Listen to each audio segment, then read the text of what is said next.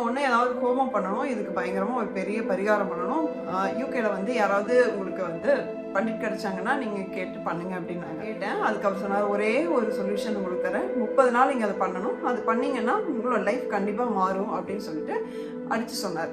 ஓம் cream சூரிய ஆதித்யா.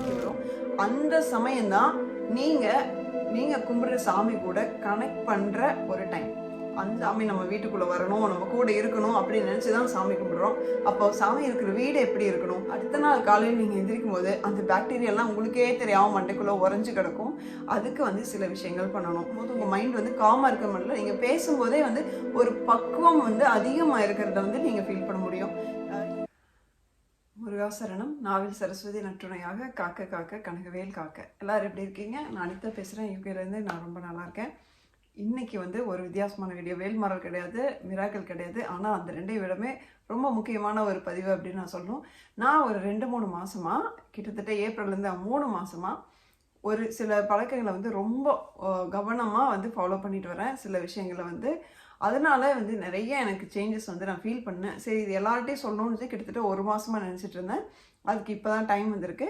இது என்ன விஷயம் அப்படின்னா, 5 விதமான பழக்கங்கள் நான் வந்து புதுசாக ஆரம்பித்து அதை ரொம்ப கவனமாக பண்ணிட்டு வரேன். அது வந்து எல்லாமே சின்ன சின்ன விஷயங்கள் தான். ரொம்ப பெருசாக ஒரு தூம்னு ஏதோ பண்ணுறேன், ரொம்ப ஹார்டாக ஏதோ பண்ணிகிட்டு இருக்கிறேன் அப்படியெல்லாம் எதுவுமே கிடையாதுங்க. எல்லாமே சின்ன சின்ன விஷயங்கள் தான். ஆனால் அதை தொடர்ச்சியாக நம்ம பண்ணும்போது அது தரக்கூடிய பலன்கள் ரொம்ப அதிகம். அதை அனுபவபூர்வமாக இந்த 3 மாதத்தில் நான் என்ன ஃபீல் பண்ணணும் அதை வச்சு தான் நான் உங்களுக்கு சொல்கிறேன். இப்போது அதில் வந்து நம்பர் 1 என்ன அப்படின்னா, சூரியனுக்கு வந்து தண்ணீர் படைத்தல். இது எனக்கு ஏப்ரல் மாதம் நான் ரொம்ப ரொம்ப டவுனாக இருந்தபோது ஒரு பண்டிட், ஒரு ஆப் வழியாக எனக்கு ஒரு நார்த் இந்தியன் பண்டிட்டோட கான்டாக்ட் எனக்கு வந்து கிடச்சிது. அவர் வந்து என்னோட ஹாரோஸ்கோப் இதெல்லாம் பார்த்துட்டு, இந்த இயர் உங்களுக்கு வந்து ரொம்ப மோசமாக இருக்குது, ராகு கேது இதெல்லாம் ரொம்ப பிரச்சனையாக இருக்குது, நீங்கள் ஒன்று ஏதாவது ஹோமம் பண்ணணும், இதுக்கு பயங்கரமாக ஒரு பெரிய பரிகாரம் பண்ணணும், யூகேல வந்து யாராவது உங்களுக்கு வந்து பண்டிட் கிடச்சாங்கன்னா நீங்கள் கேட்டு பண்ணுங்க அப்படின்னாங்க. அப்போது எனக்கு வந்து அதுக்கு இங்கே வாய்ப்பே இல்லை. அப்படிங்கிறனால என்ன பண்ணேன்னா, இன்னொரு பண்டிட்டை, அதே ஆப்லேயே இன்னொரு பண்டிட்டை வந்து காண்டாக்ட் பண்ணி நான் கேட்டேன். அதுக்கு அவர் சொன்னார், ஒரே ஒரு சொல்யூஷன் உங்களுக்கு தரேன், 30 நாள் நீங்கள் அதை பண்ணணும். அது பண்ணிங்கன்னா உங்களோட லைஃப் கண்டிப்பாக மாறும் அப்படின்னு சொல்லிட்டு அடித்து சொன்னார். அது வந்து சூரியனுக்கு தண்ணீர் தருது. நமக்கு தெரியும், எல்லா கிரகங்களுக்கும் தலைவன் சூரியன் தான். சூரியன் தான் வந்து ராஜா. ஸோ சூரியன் மனசு வச்சா எல்லா கிரகங்களையும் வந்து உங்களுக்கு மட்டுப்படுத்தி வைக்க முடியும். அப்போது நம்மளோட ஜாதகத்தில் எப்போவுமே எல்லா கிரக நிலைகளும் வந்து நமக்கு எல்லாமே சாதகமாக 100% இருக்கவே இருக்காதுங்க. 1-2 வந்து ஏதோ ஒரு குதர்க்கமாக சில வேலைகளை பண்ணிட்டு தான் இருக்கும். அப்போது நம்ம நேரடியாக சூரியன்கிட்ட முறையிடும் போது அந்த கோள்களோட, அந்த கிரகங்களோட அந்த தாக்கம் வந்து நமக்கு கொஞ்சம் படிப்படியாக கம்மியாகும் அப்படிங்கிறது இதில் ஒரு நம்பக்கூடிய ஒரு விஷயம். இதில் வந்து சயின்டிஃபிக்கலாக பார்த்தாலும் சரி, அஸ்ட்ராலஜி பாயிண்ட் ஆஃப் வியூவில் பார்த்தாலும் சரி, இது நமக்கு நல்லா பொருந்தி வரும். ஸோ அதனால் அவர் எனக்கு இதை வந்து பண்ண சொன்னார். சரி, இது எப்படி பண்ணணும் அப்படின்னா, இது வந்து கண்டிப்பாக ஏர்லி மார்னிங் தான் பண்ணணும். அப்படின்னா அதுக்காக நான் 4 மணி 5 மணிக்கு அப்படி கிடையாதுங்க. நீங்கள் 6லேருந்து 8 வரைக்கும் ஒரு டைம் வந்து இங்கே வந்து ஏதோ ஒரு டைம் காலைல எந்திரிச்சோன்னே குளிச்சுட்டு மட்டும்தான் பண்ணணும். தலை குளிக்கணுங்கிற அவசியம் இல்லை. உடம்புக்கு கண்டிப்பாக குளிச்சுட்டு மட்டும்தான் சூரியனுக்கு வந்து தண்ணீர் படைக்கணும். ஸோ குளிச்சுட்டு நீங்கள் ஒரு சொம்பில் வந்து தண்ணீர் படைக்கும்போது என்ன நடக்கும் அப்படின்னா, நீங்கள் உயரமாக ஒரு சொம்பில் வந்து தண்ணி வந்து ரொம்ப மெதுவாக வர மாதிரி, முடிஞ்ச அளவுக்கு உயரமாக, முடிஞ்ச அளவுக்கு தண்ணி வந்து ரொம்ப கம்மியாக விழுகிற மாதிரி நீங்கள் வந்து அதை ஊற்றணும். அதை வந்து அந்த கால் படாத இடத்துல அந்த தண்ணியை வந்து நம்ம எங்கேயும் காலில் மிதிக்கிற மாதிரி, ஒரு துளசி செடிக்காக இருக்கலாம், எந்த மரமாக இருக்கலாம், இல்லை வந்து இங்கே கண்டிப்பாக நம்ம கால் படாது அப்படின்னு தெரிஞ்சால் அந்த இடத்துல வந்து நீங்கள் மெதுவாக ஊற்றலாம். அப்போ என்ன ஆகுன்னா, சூரியனில் இருக்கிற அந்த காலையில் வர்ற அந்த கதிர்கள் வந்து தண்ணியில் பட்டு, அந்த தண்ணியில் படும்போது அது 7 விதமான நிறங்களான கதிர்களாக பிரியும். அது நம்ம உடம்புல வந்து படும்போது நம்ம உடம்புல இருக்கிற அந்த 7 சக்கரமும் ஆக்டிவேட் ஆகும் அப்படின்னு சொல்லிட்டு, இது வந்து இதுக்கு பின்னாடி என்ன இருக்குன்னு நான் வந்து கொஞ்சம் தோண்டி படித்த போது இது எனக்கு வந்து புரிஞ்ச ஒரு விஷயம். ஸோ அது வந்து சயின்டிஃபிக்கலாகவும் நல்லது. அதே சமயத்தில் நீங்கள் ஜென்ரலாக ஹெல்த் பாயிண்ட் ஆஃப் வியூவில் பார்த்தீங்கன்னா, காலையில் இருக்கிற அந்த இளம் வெயில் படும்போது விட்டமின் டி, மற்ற நியூட்ரிஷன், மற்ற எஃபெக்டும் இருக்கும் அப்படிங்கிறது நமக்கு நல்லாவே தெரியும். ஸோ இது வந்து முக்கியமான ஒரு விஷயம். கண்டிப்பாக குளிச்சுட்டு மட்டும்தான் பண்ணணும். இது தண்ணீர் நீங்கள் படிச்சுட்டு அதுக்கப்புறமா நீங்கள் வந்து போய் பூஜை பண்ணலாம். அப்போ வந்து கண்டிப்பாக நீங்கள் அது முடிக்கும் போதே உங்களுக்கு நல்ல ஒரு வித்தியாசம் தெரியும். அப்போது தண்ணீர் படைக்கும் போது நீங்கள் வந்து ஒரு மந்திரம் சொல்லணும். அது வந்து 7 தடவை அல்லது 11 தடவை என்ன சொல்ல சொன்னாங்க. அந்த மந்திரத்தை நான் உங்களுக்கு கண்டிப்பாக ஷேர் பண்ணுறேன். ஓம் க்ரீம் சூரிய ஆதித்யாமு, இதுதான் எனக்கு வந்து அவங்க சொல்ல சொன்னாங்க. ஓம் க்ரீம் சூரிய ஆதித்யாமு. இதுக்கு ஏப்ரல் 13ஆம் தேதி நான் இதை ஸ்டார்ட் பண்ணுங்க. அவர் சொன்னார், நீங்கள் 1 மந்த் விடாமல் பண்ணுங்கள். ஃபஸ்ட்டு விடாமல் பண்ணிவிட்டு அதுக்கப்புறம் பாருங்கள் ஒரு சேஞ்ச் இருக்கும் அப்படின்னாரு. எனக்கு நல்லா யோசிச்சு பார்த்தா நான் ஏப்ரல் 13ஆம் தேதி ஸ்டார்ட் பண்ணேன். மே 11ஆம் தேதி தான் வந்து நான் அந்த கம்பேக் வீடியோ போட்டேன். அப்போ அந்த ஒன் மந்தில் எவ்வளோ சேஞ்ச் நடந்திருக்கு பாருங்க. ஏன்னா இது ஸ்டார்ட் பண்ணதுக்கப்புறமா தான் எனக்கு வேல்மாறல் படிக்கவும் ஸ்டார்ட் பண்ணேன். அதுக்கப்புறம் நடந்ததெல்லாம் நான் நிறைய தடவை சொல்லிட்டேன் வீடியோஸில். ஸோ எனக்கு அந்த அவர் சொன்ன எக்ஸாக்டாக அந்த 1 மந்தில் வந்து எனக்கு ஒரு மாற்றம் தெரிஞ்சுது. அதனால் நான் அதை நிறுத்தலை, அதுலேருந்து இன்னும் தொடர்ச்சியாக பண்ணிகிட்டே தான் வர்றேன். ஸோ நீங்களும் இது ட்ரை பண்ணும்போது கண்டிப்பாக 1 மந்த் விடாமல் பண்ணுங்கள். அதுக்கப்புறமா வந்து எப்போல்லாம் முடியுதோ அப்போல்லாம் பண்ணுங்கள். இப்போ காலையிலலாம் எந்திரிக்க முடியல, காலையிலலாம் குளிக்க முடியல, எனக்கு சில காரணத்தினால காலையில் குளிக்க முடியாது, மதியானமாக தான் குளிக்க முடியல, சாயந்தரமாக தான் குளிக்க முடியும் அப்படின்னா நீங்கள் பண்ண வேண்டாம். காலையில் பண்ணுறது தான் இது வந்து ரொம்ப சிறப்பானது. ஸோ எப்போல்லாம் உங்களால் காலையில் குளிக்க முடியுதோ அப்போ நீங்கள் பண்ணலாம். இப்போ நான் இந்த வீடியோ கிளிப்பிங் போடுறேன், நீங்கள் பாருங்கள். நான் இப்படி தான் ஜென்ரலி நான் வந்து பண்ணுவேன். ஸோ அது பார்க்க உங்களுக்கு கொஞ்சம் ஈஸியாக இருக்கும் அப்படிங்கிறதுக்காக இது நான் போடுறேன். ஓம் க்ரீம் சூர்யாதித்யாமு, ஓம் க்ரீம் சூர்யாதித்யாமு, ஓம் க்ரீம் சூர்யாதித்யாமு. இதில் முக்கியமான விஷயங்க, நம்ம கிழக்கு பக்கம் பார்த்து தான் நிற்கணும். ஒருவேளை கிழக்கு பக்கம் பார்த்த மாதிரி உங்கள் வீட்டில் செடியெல்லாம் எதுவும் இல்லை, எனக்கு அங்கே வந்து எதுவுமே இல்லை அப்படின்னா நீங்கள் கீழே ஒரு குண்டான் வச்சுட்டு அதில் கூட நீங்கள் ஊற்றலாம். அதுக்கப்புறமா அந்த தண்ணியை கொண்டு போய் ஏதோ ஒரு செடியிலையோ மரத்துக்கோ நீங்கள் ஊற்றிடலாம். அதே மாதிரி இந்த மந்திரம் சொல்லும்போது சூரியனை நேரடியாக கண்ணுக்கு கண் நம்ம வந்து பார்க்கக்கூடாதுங்க. இது வந்து மந்திரம் சொல்லி முடிச்சுட்டு தண்ணி ஊற்றி முடிச்சுட்டு நீங்கள் தலையை குனிஞ்சு சூரியன் இருக்க திசையை பார்த்து தலையும் குனிஞ்சு கையெடுத்து கும்பிட்டுட்டு நீங்கள் வரலாம். முடிஞ்சால் அந்த தண்ணி ஈரம் இருந்ததுன்னா அதை எடுத்து நெத்தியில் நீங்கள் இட்டுட்டும் வரலாம். இதுக்கப்புறம் நீங்கள் பூஜை பண்ணுறது சிறப்பாக இருக்கும். இந்த சூரியனுக்கு தண்ணீர் படைத்தல் அப்படிங்கிற இந்த விஷயம் வந்து நிறைய அதிர்ஷ்டங்களையும் செல்வங்களையும் நோய் நொடியும் போக்கும் அந்த வல்லமையும் இருக்குது அப்படின்னு சொல்கிறாங்க. அதனால இது வந்து ஜாதக பிரச்சனை இருக்கிறவங்களுக்கு மட்டும்தான் அப்படின்ட்டு இல்லை, இது எல்லாருமே பண்ண வேண்டிய கூடிய ஒரு விஷயம் இது. அடுத்தது 2வது விஷயம், இந்த ஜெபமாலை.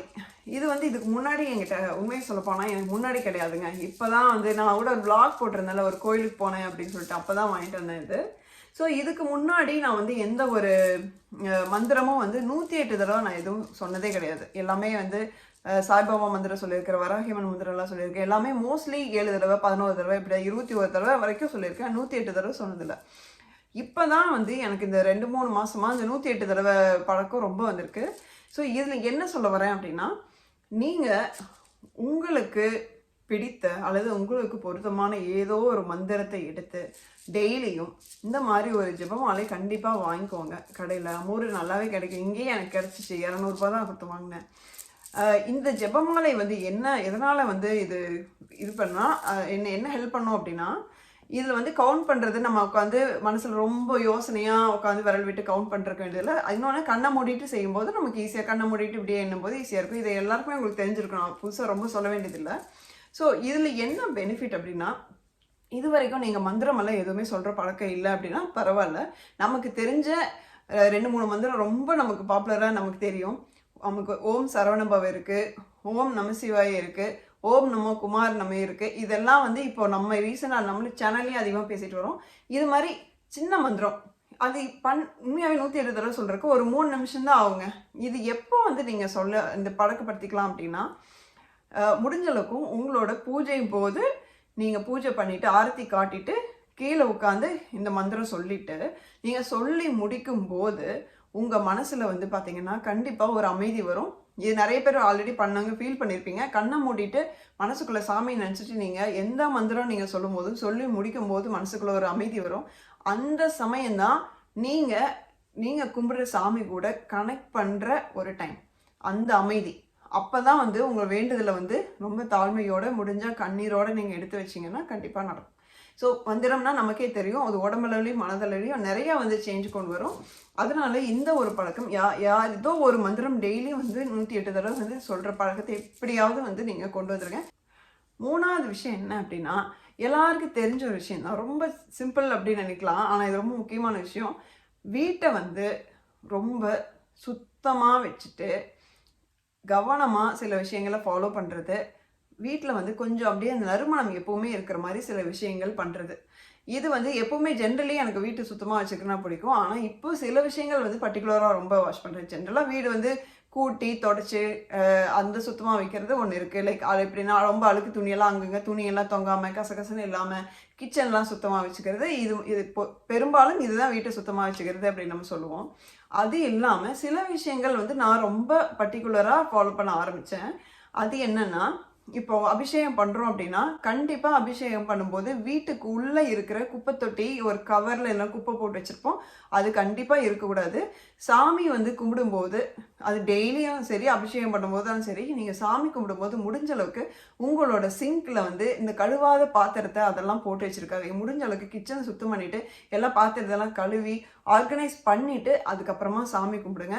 சாமி கும்பிடும்போது நம்ம யோசிச்சு பாருங்கள், என்ன நினச்சி நம்ம சாமி கும்பிட்றோம்? சாமி நம்ம வீட்டுக்குள்ளே வரணும், நம்ம கூட இருக்கணும் அப்படின்னு நினச்சி தான் சாமி கும்பிட்றோம். அப்போ சாமி இருக்கிற வீடு எப்படி இருக்கணும்? ஒரு கெஸ்ட்டு வரும்போதே நம்ம வந்து ஒரு வீட்டை வந்து அப்படியே சுத்தமாக வச்சு ஷோவாக காட்டணும் அப்படின்னு நினைப்போம். சாமி எப்போவுமே நம்ம வீட்டில் இருக்கணும்னு நினைக்கும் போது அப்போ அந்த வீடு எப்படி இருக்கணுமோ அப்படி நீங்கள் வச்சுக்கணும். ஸோ கண்டிப்பாக காலையிலையும் சாயந்தரம் வந்து ஊதுபத்தி நிறைய தாராளமாக பற்ற வைங்க. இன்னொன்று வந்து இந்த ஒரு கிண்ணத்தில் நீங்கள் பச்சை கற்பூரம், ஏலக்காய், இது அந்த சுருள் பட்டை அப்படின்னு சொல்லுவாங்க, அது கிராம்பு, இதெல்லாம் வந்து ஒரு கிண்ணத்தில் சேர்ந்து நீங்கள் வந்து போட்டு வைக்கலாம். அப்படிங்கும்போது அந்த பச்சை கற்பூர வாசம் வந்து கிட்டத்தட்ட ஒரு கோயில் மாதிரியே ஒரு எஃபெக்டை வந்து கொண்டு வந்துடும். நீங்கள் அது செய்யலாம். ஸோ இந்த மாதிரி உங்களுக்கு இன்னும் நிறைய விஷயம் தெரிஞ்சிருக்கும். அதனால் வீட்டை சுத்தமாக மட்டும் வைக்கிறது இல்லாமல் நறுமணம் இருக்கிற மாதிரி முடிஞ்ச அளவுக்கு கொஞ்சம் பார்த்துக்கோங்க. ஸோ நம்ம வெளியே இருந்துட்டு வீட்டுக்குள்ளே வரும்போது அந்த இடத்துல வந்து நம்ம அந்த கோயில் இருக்கிற ஃபீல் வந்துச்சு அப்படின்னா அப்போ அது நமக்கு சக்ஸஸ். ஓகே, இது இல்லாமல் இன்னொரு விஷயம் இருக்குது. நீங்கள் எப்போல்லாம் முட்டை சாப்பிட்றீங்களோ அல்லது நான்வெஜ் சாப்பிட்றீங்களோ கண்டிப்பாக உடனுக்குடன் அந்த பாத்திரத்தெல்லாம் கழுவிட்டு முடிச்சுட்டு வீட்டை கையோட ஒரு தொடச்சி வச்சுட்டு அதுக்கப்புறமா சாமி கும்பிடுங்க. ஏன்னா நல்லா ஒரு விஷயம் நல்லா கவனிச்சுக்கோங்க, நம்ம எல்லாரும் என்ன சொல்கிறோம், வேலும் மயிலும் சேவலும் துணை அப்படின்னு சொல்கிறோம். ஸோ அது வந்து கவனமாக வச்சுக்கோங்க. நான் வந்து நான்வெஜ் சாப்பிட மாட்டேன், பியூர் வெஜிடேரியன் தான். ஆனால் வீட்டில் சாப்பிடுவாங்க. அதனால் அவங்க எப்போல்லாம் சாப்பிடும்போதோ உடனே முடிச்சோன்னா கையோடு எல்லாம் கழுவி க்ளீன் பண்ணி அந்த குப்பையில் இருக்கிற அந்த முட்டை தொப்பையெல்லாம் வந்து இது பண்ணி டிஸ்போஸ் பண்ணிவிட்டு உடனே வீடு துடைச்சிட்டு அதுக்கப்புறமா தான் சாமி கும்பிடுவேன். இந்த மாதிரி சில விஷயங்கள் ரொம்ப பர்டிகுலராக இப்போ வந்து நான் ஃபாலோ பண்ணிகிட்ருக்கேன். அதே மாதிரி முடிஞ்ச அளவுக்கு கிச்சன் தான் வந்து நம்ம பூஜை அறைக்கு அடுத்தது கிச்சன் தான் நமக்கு 2வது பூஜை அறை அப்படின்னு சொல்லணும். அது ரொம்ப ரொம்ப சுத்தமாக இருக்கணும், அடுப்பு சுத்தமாக இருக்கணும். இதெல்லாம் வந்து கொஞ்சம் கவனமாக வந்து பார்த்துக்குங்க. ஓகே, இது 3வது விஷயம். 4வது விஷயம், இதுவும் ரொம்ப சிம்பிளான விஷயம்தான். தூங்குறதுக்கு முன்னாடி சில விஷயங்கள் பண்ணணும். இது வந்து சிம்பிளான விஷயம், ஆனால் இருக்கலே ரொம்ப முக்கியமான பாயிண்ட்டாக இதை நான் சொல்லுவேன். மெயினாக இது வந்து லேடிஸ் மட்டும் இல்லை, ஜென்ஸுக்கும். நம்ம இந்த காலகட்டத்தில் நாள் ஃபுல்லாக நிறைய விஷயங்களை போட்டு அடுக்கி அடுக்கி அடுக்கி அடுக்கி மேலே அடுக்கிட்டே வரும் மண்டைக்குள்ளே. அப்போ யோசிச்சு பாருங்கள், நீங்கள் நைட்டு தூங்கும்போது எத்தனை விஷயங்கள், அட்லீஸ்ட் ஒரு 50-60 டாப்பிக்காவது வந்து அங்கங்கே ஓடிட்டுருக்கோம். ஆக்சுவலாக இப்போது நம்ம தூங்குறதுக்கு முன்னாடி கிச்சனில் என்ன பண்ணுவோன்னா ஃபுல்லாக ஒழிச்சு போட்டுட்டு அடுப்பை துடைச்சிட்டு பாத்திரம்லாம் கழுவி அடுக்கி வச்சுட்டு வருவோம். கிச்சனை எதுக்கு நம்ம நைட்டு சுத்தம் பண்ணுறோம்? அடுத்த நாள் காலையில் வந்து போனோன்னே பளிச்சுன்னு உடனே வேலையை ஸ்டார்ட் பண்ணுறதுக்கு ஈஸியாக இருக்கும். இல்லைன்னா நைட்டெல்லாம் என்ன ஆகும், அது விட்டிங்கன்னா அங்கே பாக்டீரியாலாம் க்ரோ ஆகி எல்லாம் வளர்ந்து நிற்கும். ஆக்சுவலாக அதுக்காக தான் நைட்டே கம்ப்ளீட்டாக சுத்தம் பண்ணுறது. அதே தான் நம்ம மனசுக்கும். நம்ம மனசை அப்பப்போவே சுத்தம் பண்ணல அப்படின்னா நிறைய பாக்டீரியா வந்து க்ரோ ஆகி அடுத்த நாள் காலையில் நீங்கள் எந்திரிக்கும் போது அந்த பாக்டீரியாலாம் உங்களுக்கே தெரியாமல் மண்டைக்குள்ளே உறைஞ்சி கிடக்கும். அதுக்கு வந்து சில விஷயங்கள் பண்ணணும். என்ன பண்ணணும்னா, நீங்கள் ஒன்றும் இல்லைங்க, ஒரு 15 நிமிஷம் தூங்குறதுக்கு முன்னாடி உங்களுக்குன்னு சொல்லிட்டு ஒதுக்கிடுங்க. அந்த 15 நிமிஷம் தூங்குறதுக்கு ஜஸ்ட் முன்னாடியாக இருக்கணும் அப்படிங்கிற விஷயம் இல்லை. அந்த ஒரு 1 ஹவருக்குள்ளே நீங்கள் எப்போ வேணால் ஒரு 15 நிமிஷம் இருக்கலாம். அப்போது ஒன்று மெடிடேஷன் பண்ணுங்கள். இல்லை அப்படின்னா இப்போ ஓம் சரவணபவன் நம்ம 108 தடவை எழுதுனீங்கன்னா அதுக்கு ஒரு 20 நிமிஷம் ஆகும். அது மாதிரி எழுதுங்க. இல்லை அப்போ நீங்கள் சாமி பாட்டு ஏதாவது யூடியூப்பில் நீங்கள் போட்டு விட்டுட்டே நீங்கள் எழுதலாம். அது இல்லை அப்படின்னா யூடியூப்லேயே வந்து நிறையா கடவுள் சம்மந்தப்பட்ட வீடியோஸ்லாம் நிறையா இருக்குது, சொற்பொழிவு இருக்குது, அது மாதிரி கேளுங்க. இல்லை ஏதோ ஒரு புக்கு படிங்க. இல்லை டீப்பாக ப்ரீத் பண்ணுங்கள். எப்போல்லாம் வந்து உங்களுக்கு முடியுதோ அப்போல்லாம் வந்து ப்ரீத் பண்ணுங்கள். இது மாதிரி தூங்குறதுக்கு முன்னாடி உங்களை நீங்கள் காம் டவுன் பண்ணிக்கோங்க. இது வந்து சில வழிகள் இருக்குது. வேல்மாறல் வந்து நைட்டு படிக்கிறவங்களுக்கு இது பிரச்சனையே இல்லை. ஏன்னா வேல்மாறல் படிக்கும்போது எல்லாம் அப்படியே ரீசெட் ஆகி வந்து கிளாக் வந்து 12 மணியில் நிற்கிற மாதிரி நின்றும். எல்லாம் அழிஞ்சு போயிட்டு வேலோட தாட்ஸ் மட்டும்தான் இருக்கும். அதை நான் அனுபவபூர்வமாக உணர்ந்தேன். இதில் வந்து கம்ப்ளீட்டாக இந்த காலகட்டத்தில் நமக்கு இருக்கிற ஸ்ட்ரெஸ் லெவல் ரொம்ப ரொம்ப அதிகம். அந்த ஸ்ட்ரெஸ் லெவல் வந்து உங்களுக்கு வந்து அப்படியே நம்ம ஜீரோ பண்ணிவிட்டு ஃப்ளாட் ஆக்கிட்டு அதுக்கப்புறம் தூங்கும்போது உங்களுக்கு வந்து நிறைய ஹெல்த் பெனிஃபிட்ஸ் இருக்குது. உங்களோட மைண்ட் அளவுலேயும் பயங்கர பெனிஃபிட் இருக்கும். நீங்கள் வந்து உங்களோட பக்குவத்தன்மை வந்து நீங்கள் உணர முடியும். இந்த மாதிரி தூங்கி எந்திரிக்கும் போது நீங்கள் காலையில் எந்திரிக்கும் போது உங்கள் மைண்ட் வந்து காமாக இருக்க முடியல. நீங்கள் பேசும்போதே வந்து ஒரு பக்குவம் வந்து அதிகமாக இருக்கிறத வந்து நீங்கள் ஃபீல் பண்ண முடியும். இது வந்து கண்டிப்பாக நீங்கள் ப்ராக்டிஸ் பண்ணுங்கள். நமக்கு நிறைய ஹெல்த் பெனிஃபிட்ஸும் இருக்குது. அதே சமயத்தில் வந்து நிறைய கான்சன்ட்ரேஷன், ஃபோக்கஸ். காலையில் எந்திரிச்சு நீங்கள் சாமி கும்பிடும்போது வந்து அப்படி ஒரு கான்சன்ட்ரேஷன் உங்களுக்கு கிடைக்கும். இது இப்போ 5வது பாயிண்ட் என்ன அப்படின்னா, இது வந்து ரொம்ப ஸ்பெஷலான ஒரு பாயிண்ட். என்னன்னா, எப்படி கடவுளுக்கு கிட்ட நம்ம போகிறது ஒன்று, இன்னொன்று வந்து எப்படி நம்ம கிட்ட கடவுளை கொண்டு வருது. இது ரெண்டுக்கு என்ன வித்தியாசம்? ரெண்டும் ஒன்றே தானே அப்படின்னா கண்டிப்பாக இல்லைங்க. ரெண்டுக்கும் வித்தியாசம் கண்டிப்பாக இருக்குது. இது வந்து ஒரு டீப்பான சப்ஜெக்ட்டு. இது அட்லீஸ்ட் பேசுகிறதுக்கு ஒரு 10-15 நிமிஷம் ஆகும். அதனால் வந்து இந்த வீடியோவில் வந்து கண்டிப்பாக அது டூ மச் ஆகிடும். ஆல்ரெடி 15 மினிட்ஸ் ஆகிடுச்சு. அதனால் இது செப்பரேட்டாக நான் வந்து இது பேசுகிறேன் கண்டிப்பாக. இது ஏன்னா எல்லாருக்கும் தேவைப்பட வேண்டிய ஒரு பாயிண்ட்டு. இதுக்கு வந்து நான் ஆல்ரெடி கிட்டத்தட்ட சில வீடியோவில் அங்கங்கே இது கவர் பண்ணியிருப்பேன். இருந்தாலும் முழுசாக கொஞ்சம் நம்ம ஆழமாக போய் பேச வேண்டிய ஒரு டாபிக். நமக்கு எல்லாருமே அவசியமான டாபிக் இது. கண்டிப்பாக நான் செப்பரேட்டாக இது பேசுகிறேன். அதுக்கு வந்து நான் என்ன ரீசெண்டாக வந்து என்ன மாதிரி அப்ரோச் பண்ணுறேன் என்னோட ஆன்மீக அந்த பயணம் வந்து இப்போ நான் வந்து கொஞ்சம் ஒரு லெவல் மேலே கீழே எப்படி சொல்கிறது தெரியல, வேறு மாதிரி போய் நான் அப்ரோச் பண்ணுறேன்.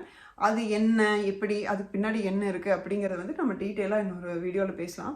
இப்போ இந்த 5 வழிகளில் உங்களுக்கு என்ன டவுட் இருந்தது அப்படின்னா கேள்விகள் இருந்தால் சொல்லுங்கள். இல்லை இதுக்கு பதிலாக எனக்கு வேற ஒரு ஆப்ஷன் இப்படி கூட பண்ணலாம் அப்படின்னு சொல்லிட்டு உங்கள் சஜஷன் இருந்தாலும் சொல்லுங்கள். அதே மாதிரி இதில் ஏதோ ஒரு டாபிக் எடுத்து டீட்டெயிலாக பேசணுமா, இப்போ வந்து மந்திரங்கள் பற்றி, எப்படி மந்திரங்களை சூஸ் பண்ணுறது, மெடிடேஷன் எப்படி பண்ணுறது, இந்த மாதிரி சப்ஜெக்டில் உங்களுக்கு எங்காவது வந்து டீப்பாக நம்ம தனியாக எடுத்து ஒரு வீடியோவில் செப்பரேட்டாக பேசணும் அப்படின்னாலும் நீங்கள் சொல்லுங்கள். கண்டிப்பாக வந்து விலாவரியாக நம்ம பேசலாம்.